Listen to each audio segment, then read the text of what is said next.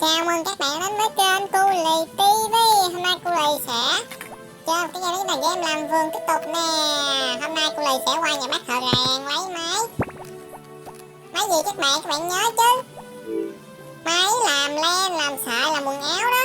Ồ, hôm nay ngày 16. Còn mấy ngày nữa ngày 24 là một cái lễ hội. Cu Lì cũng không biết nữa, Stana là một trời buổi tối gì đó, có ngôi sao ngắm sao hay gì đó. Xem thời tiết coi. Mai trời nắng mừng quá. Rồi mình đi thôi. Cô này đã cắt lông cừu sẵn mấy cái rồi nè. Sợ ngày mai hôm nay không có lông cừu á, cho nên là phải cắt sẵn. Bây giờ cô này sẽ làm việc như thường ngày. Đầu tiên đặt bạn vào gõ ba chú lùn. Bây giờ sẽ lấy mật ong.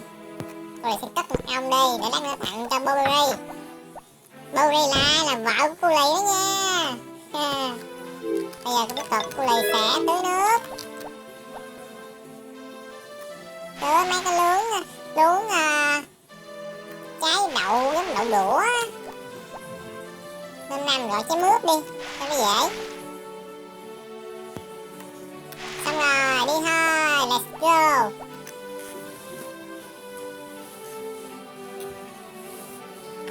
Đi thôi. Bây giờ chúng ta sẽ đi qua chuồng ngựa trước để xem coi 7 chú lùn làm việc tới đâu rồi. Cô này còn có 2.300 thôi, cô này nghèo quá. Wow, mấy ba chú lùn chuẩn bị hết ngày làm việc, còn ngày hôm nay nữa là xong rồi. Còn các bạn kia đến 5 ngày lận. Tiếp tục mình sẽ nói chuyện với Jackie. Tốt rồi, Jackie đã được 7 trái tim rồi, một trái tim nữa là sang năm ông bán bò, ông sẽ cho mình cái yên ngựa và cưỡi ngựa được. Yeah. La la la la. Lông cừu, có lông cừu rồi, cắt lông cừu thôi. Cắt để dành. Rồi mình nói chuyện với các bạn luôn. Cho các bạn lớn trò chuyện với lại cừu và bò. Các bạn hãy đăng ký là thành viên của kênh Cu Lì TV để là người nhận được những video đồ chơi và video game mới nhất nha. Trái tim quá trời chưa?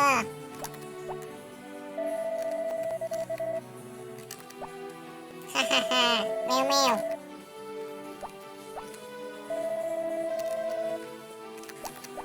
Đây lại Doraemon. Hello Ken. Lola. Sina. Mac. Lily. Mà phải nói chuyện chú cừu trước, chú cừu nhỏ quá.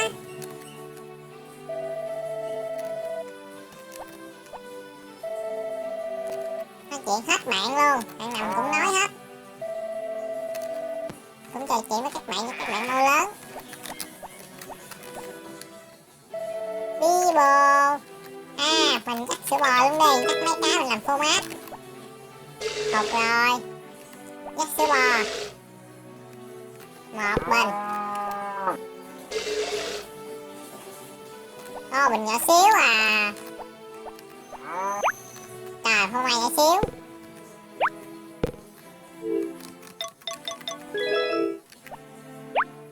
Wow, mình dắt bạn này nữa. Mình cũng bự đó. Yeah, có phô mai rồi. Đi thôi.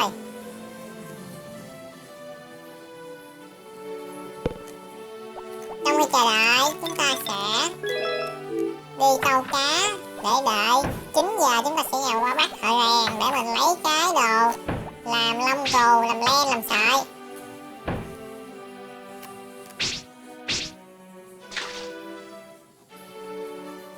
Các bạn hãy đăng ký là thành viên của kênh Cu Lì TV để là người nhận được những video đồ chơi và video game mới nhất nha. Các bạn muốn thăm chuồng gà không? Được rồi, để Cu Lì cho các bạn đi thăm chuồng gà. Chuồng gà đây. Chuồng gà mình dùng trứng gà làm sốt mayonnaise được đó các bạn. Trứng vàng đâu? Cô lấy trứng vàng, đây rồi.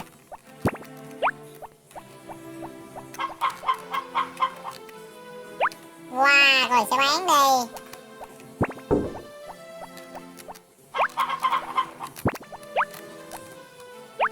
Ha, đã chưa? Thôi nha, mình chờ đi, còn có 1 tiếng 30 phút nữa thôi. 9 giờ là mở cửa. Bây giờ mình sẽ đi qua đứng chờ. La la la la. Xem coi có thư không?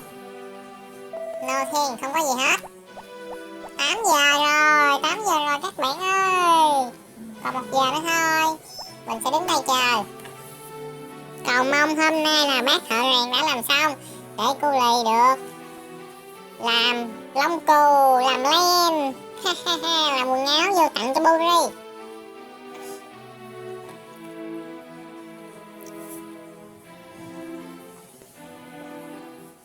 Sắp xong rồi, còn có 20 phút nữa thôi. 10 phút. Chuẩn bị rồi, vô, chuẩn bị vô nè. Yeah. À, hôm nay chưa nữa.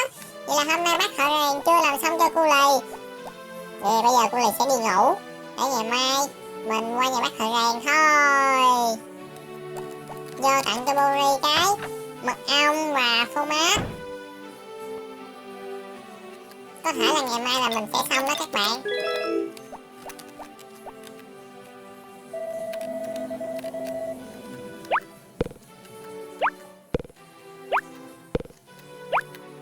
Phô mát nè, không thích. Thích sữa hơn. Vậy mình cất đồ. Mình cất phô mát vô.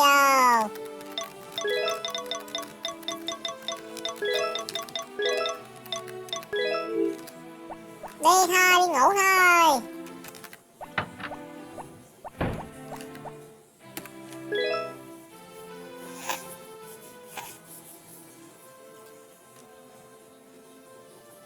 Qua ngày mới.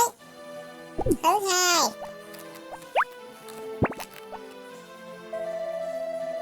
Cứ kêu đói bụng hoài à. Được rồi, để cô Lì làm cho món đồ ăn nè. Sáng sớm nấu đồ ăn cho vợ ăn. Cô Lì làm được mấy món rồi. Làm bít xờ thử coi. Yeah. Làm bơ, không biết Buri có thích không nữa. Xong rồi, nè bơ nè. Làm miếng bơ đi, cho tỉnh người. Sáng sớm ăn bơ nha. Đi thôi. À, mình quên coi dự báo thời tiết rồi. Phải vào lại để coi dự báo thời tiết. Hôm nay mẹ chú Lùng còn đi làm có 4 người à. 3 người đã ở nhà rồi. Vậy cô Lì phải qua mời 3 người đó qua làm việc. Oh no, ngày mai bão các bạn ơi. Bão là không được rồi, cô Lì phải trả lại.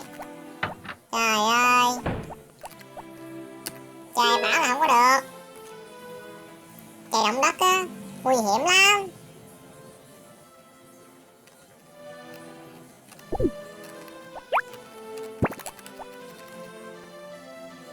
Yeah, mai là ngày nhẹ ha. Nấu đồ ăn lại, mình phải nấu đồ ăn lại thôi. Hồi nãy mình nấu bơ rồi, mình sẽ nấu lại cái khác. Phút làm nước ép thơm.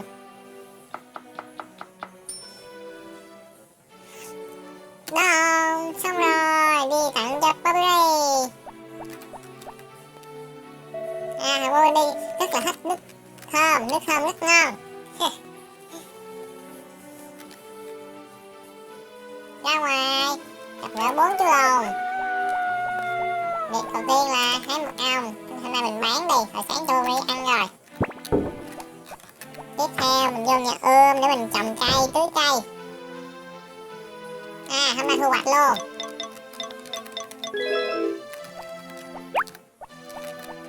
Mình sẽ thu hoạch.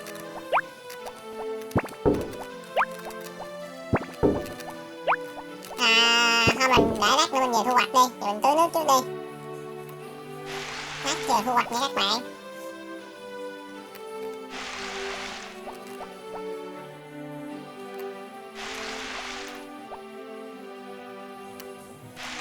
Xong.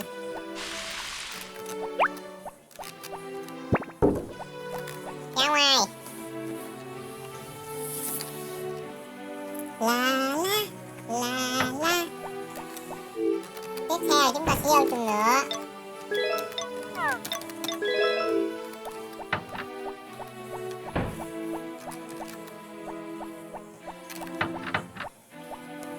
Giờ là qua bắt thợ rèn. Xong. Cô làm lẹ luôn. Bây giờ cô này sẽ vô chuồng bò để lấy lông cừu. Mất công lát nữa 7 túi lồng cắt bán rồi là cô này buồn luôn.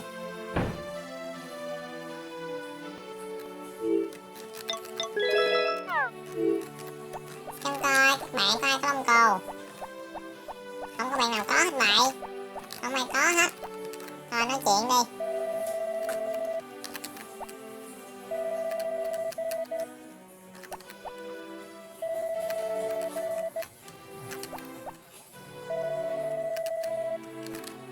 Giúp 7 chú lùn một tay nè. Hôm nay còn có 4 người làm việc nên cô liền mới giúp đó.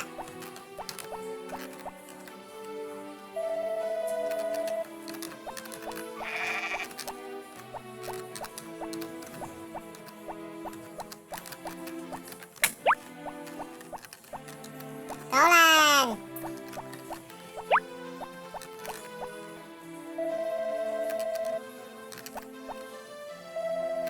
Morning. Nana.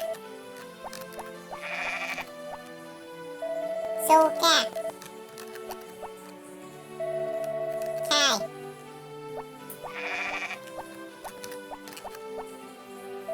Nobita.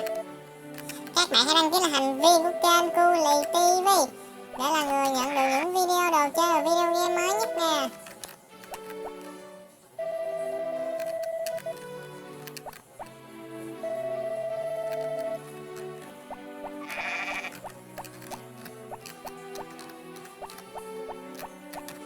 Bỏ vào.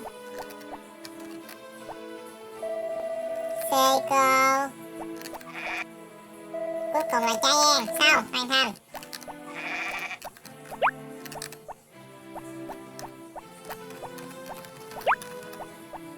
Đi thôi.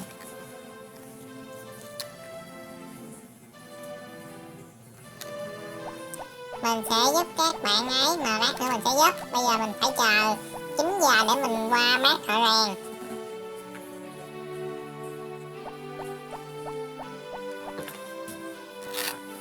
Chờ thôi các bạn ơi, chạy lố rồi. Còn 2 tiếng nữa. Trong khi chờ đợi các bạn hãy đăng ký là thành viên của kênh Cu Lì TV để là người nhận được những video đồ chơi và video game mới nhất nè.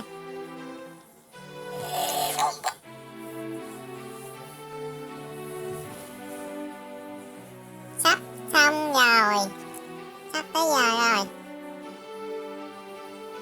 Ha, cho bạn đứng ở ngoài luôn, cho bạn đứng luôn. Không cho bạn vô nhà đâu. Cậu này đó, cái cậu này nè, cậu này đó, canh này là con của bác thợ rèn. Cũng rất là dễ thương nha. Thôi vô được luôn kìa.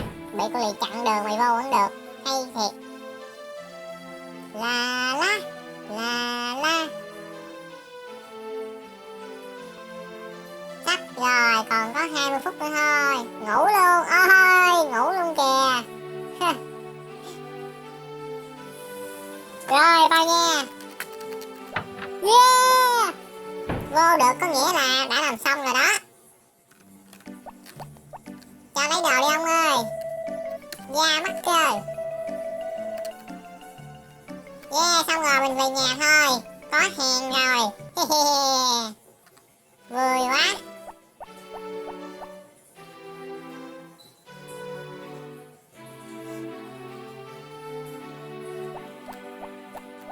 Tiến vào. Da mắc cơ. Wow, đây nè. Lên thấy chưa. Tiếp tục. Rồi sẽ bỏ lông cừu vào. Wow. Yeah. Len, làm được sợi len đó các bạn. Hay là quần áo. Wow. Bây giờ mình thử tặng cho Uri nha. Đẹp quá. Gabon. Ha. Đi nào.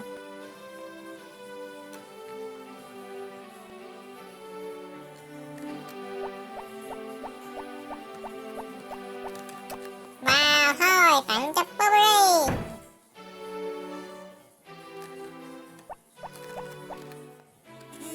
Yeah, Burberry rất là thích. Wow, đã chưa?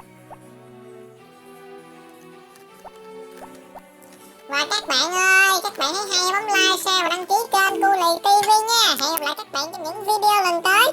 Đã có máy làm len. Yeah.